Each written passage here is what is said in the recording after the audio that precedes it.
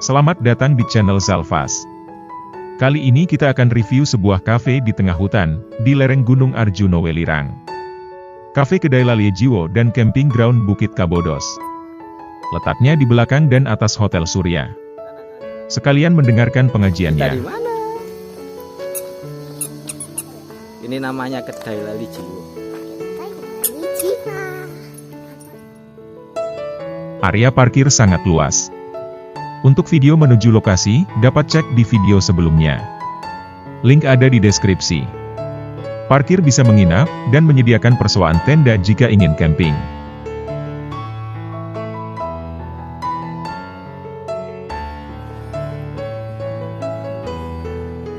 Lokasi naik dulu ya guys. Butuh tenaga ekstra. Tapi tidak apa-apa. Sampai di atas silahkan ambil menu di kasir dan cari tempat duduk. Pesan makanan untuk mengisi kalori yang telah habis. Hehehe.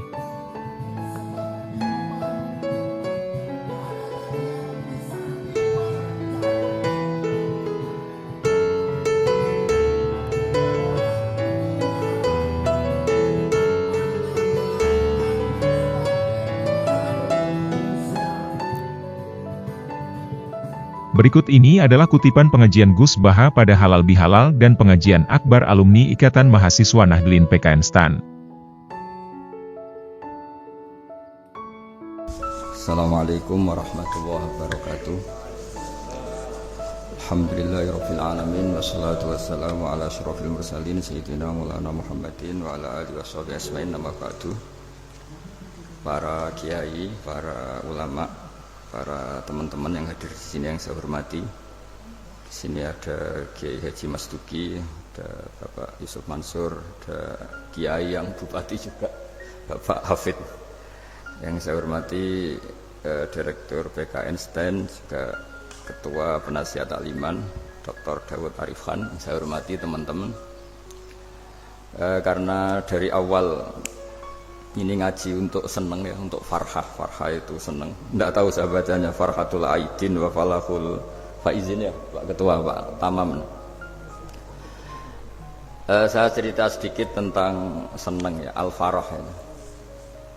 Dalam Islam seneng itu sudah ibadah. Jadi di antara ibadah terbaik manusia itu seneng. Jadi kalau analoginya kita dikasih rumah teman atau mertua atau guru atau siapa saja, hal paling menjengkelkan itu ya sudah dapat gratisan gerutu itu geremeng. Nah ini kita sudah pakai buminya Allah itu gratis, pakai airnya ya gratis, pakai oksigen ya gratis, kok masih gerutu, itu sudah jadi hamba yang nggak bener itu. Jadi bayangkan kalau kita pakai oksigen bayar, pakai buminya bayar, pakai airnya bayar semua, kayaknya kita tidak mampu membayar, dan kita sama Allah hanya disuruh ikrar, disuruh sujud. Pentingnya ilmu satu, bahwa itu akan menjadikan satu perilaku. Misalnya begini ya, dulu itu kiai-kiai Jawa zaman dulu itu berpatokan, karena dulu pemerintahan Hindia Belanda, seorang lagi masih pemerintahan Hindia Belanda, itu dalil yang sering diutarakan itu sebaik-baiknya umara itu yang datang ke ulama, terus sejelek-jeleknya ulama itu yang datang ke umara. Tapi semenjak pemerintahan Indonesia dan kemudian ditandai beberapa tokoh kayak Gus Wahid putra Ki Hasyim jadi Menteri Agama, ada Gus Wahid putra Ki Wahab juga jadi Menteri Agama, ada Ki Fatur Rahman keluarga Mbah Maimun, keluarga Sarang juga pernah jadi Menteri Agama. Kemudian bersamaan dengan itu dibangunlah satu pegangan ilmu. Pegangan ilmu ini penting karena ini yang mengilhami semua orang Islam, terutama ya utamanya ulamanya. Ada seorang ustadz, seorang guru ngaji yang karena melihat rata-rata penguasa itu zalim ya, datang ke Harun ar-Rasyid. Ini perlu disemak, datang ke Khalifatullah atau Amirul Mukminin Harun ar-Rasyid. Karena beliau seorang raja, tentu terduga lah, atau ya umumnya atau gimana lah istilahnya, itu ya rata-rata ya agak seenaknya, namanya raja, namanya penguasa. Ini dalam pikiran Ustadz itu tidak mesti dalam fakta. Kemudian si Ustadz itu matur, ya Amirul Mukminin, inni nasihun lak famusyaddidun alaika fala tajidanna fi nafsika syai'an. Saya ini mau nasihati Anda, kemudian saya cara nasihati itu keras, tolong jangan dimasukkan hati. Dia bilang famusyaddidun alaika, saya nanti kalau nasihati itu keras sekali, tolong dimaklumi karena ini penting, karena Anda harus dinasihati secara keras. Tapi sebelum nasihat itu diutarakan, kata Harun ar-Rasyid, karena beliau Bani Abbas dan beliau orang alim termasuk muridnya Imam Malik, kata Harun ar-Rasyid, uskut, kamu diam Ustaz. Inna Allaha ta'ala arsala man huwa khairun minka ila man huwa syarrun minni wa ma'adzalika yaqulu Allahu ta'ala faqula lahu qawlan layyinan la'allahu yatadzakkaru aw yakhsha. Jadi ini sekaligus etika dan norma ya bagi semua dai di Indonesia dan semua kita. Wahai Ustadz, kamu diam. Allah Ta'ala itu ngutus orang yang lebih baik ketimbang kamu, yaitu Nabi Musa, ke orang yang lebih jelek ketimbang saya, yaitu ke Fir'aun. Itu saja harus pakai etika, faqula lahu qawlan layyinan. Kamu harus ngomong yang halus. Jadi intinya ini Harun ar-Rasyid komplain, kamu itu kalau jadi Ustadz kok ngaji kira-kira gitu. Jadi betapa baiknya orang dulu memahami Quran. Jadi Quran itu dibaca, kemudian kita mungkin baca terus jadi cerita, mungkin ada yang baca jadi perilaku, ada yang baca kemudian itu mengilhami, membentuk. Nah kira-kira itulah yang membentuk kiai-kiai alim di NU, di beberapa pesantren maupun orang-orang alim di luar NU. Asal apa ya, ngajinya dan bacanya seperti kita, pasti seperti itu, karena cara berpikir tadi sudah. Jadi akhirnya si Ustadz tadi keluar dan minta maaf, anta a'lamu minni, ternyata engkau lebih alim ketimbang saya. Jadi kalimat famusyaddidun alaika, saya akan keras cara memberi nasihat, itu yang diket, yang dipotong, yang dibatalkan atau yang diralat oleh Khalifatullah Harun ar-Rasyid. Yaitu dikatakan Inna Allaha ta'ala arsala man huwa khairun minka ila man huwa syarrun minni, yaitu Allah mengutus orang yang lebih baik ketimbang kamu, yaitu Nabi Musa, ke orang yang lebih jelek ketimbang saya, yaitu Fir'aun. Itu pun harus faqula lahu qawlal layyinan. Cara berdakwah harus dengan kata-kata yang halus, yang lembut, yang indah. Dan dengan kata-kata itu diharapkan la'allahu yatadzakkaru aw yakhsha, semoga yang didakwai menjadi ingat. Sehingga dengan kemampuan ilmiah seperti ini menjadi pegangan bersama bahwa kita sebagai dai atau sebagai tetangga atau sebagai sama-sama warga Indonesia, bawaan kita memang harus faqula lahu qawlan layyinan la'allahu yatadzakkaru aw yakhsha. Kemudian dalam disiplin ilmu yang lain, halus itu tidak kuat. Angin itu ya halus, tapi kalau di manage itu jadi kekuatan yang dahsyat. Begitu juga air dan sebagainya. Sehingga tidak perlu khawatir terus kalau dakwah halus itu tidak punya efek yang signifikan. Tidak juga.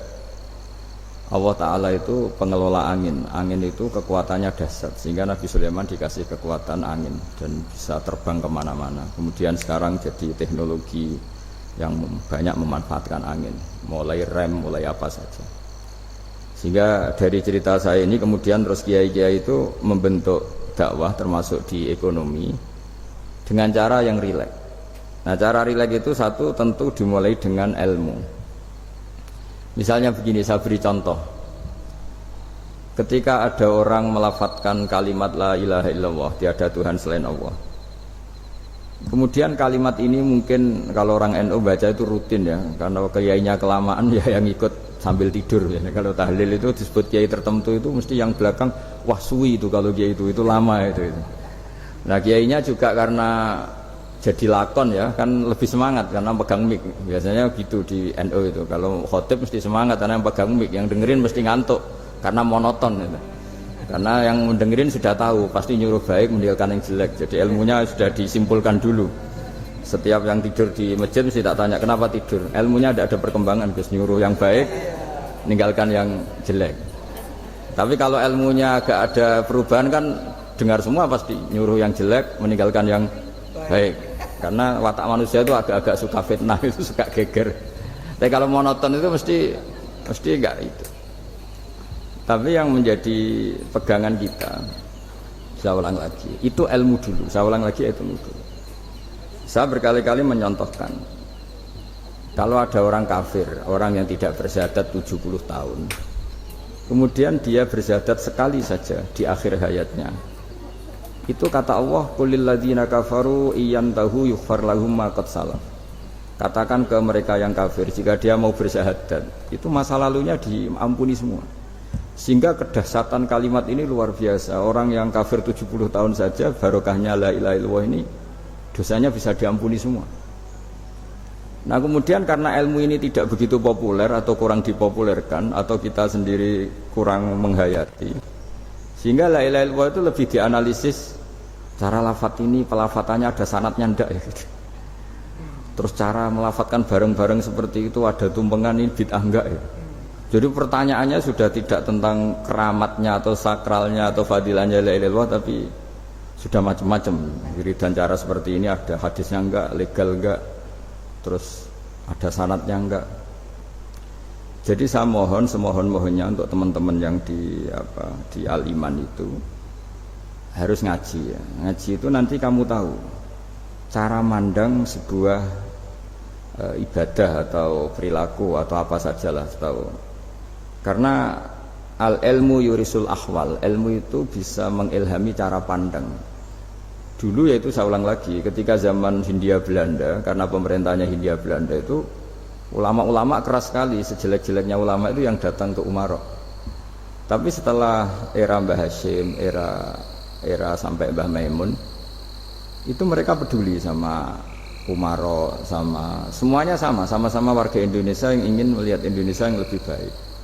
Sehingga banyak ya, kakak saya sendiri pernah wakil bupati, terus putra Mbah Maimun wakil gubernur, ini teman saya Ki Hafid ya bupati. Semenjak itu terus, dan itu nggak lepas dari cara pandang. Ya, itu cara pandang diantaranya adalah cerita tentang Nabi Musa yang Allah tetap peduli sama Fir'aun, sehingga tetap didakwai Nabi siapa? Musa. Dan posisi Musa datang bukan memanggil. Ya, cuma kayak sampai sekarang tuh belum pernah ke kantor bupatinya Pak Hafid, karena kadang-kadang orang terus curiga mengajukan proposal, jadi agak repot. Ketemu bupati itu sialnya kiai kan mesti pikirannya orang bupati ini nyangoni, kiai ini disangoni itu terus kayak kita fakir miskin itu. Jadi makanya saya itu belum pernah datang. Tapi alhamdulillah karena beliau berambisi menjadi wa khairul umara mayatuna babal ulama.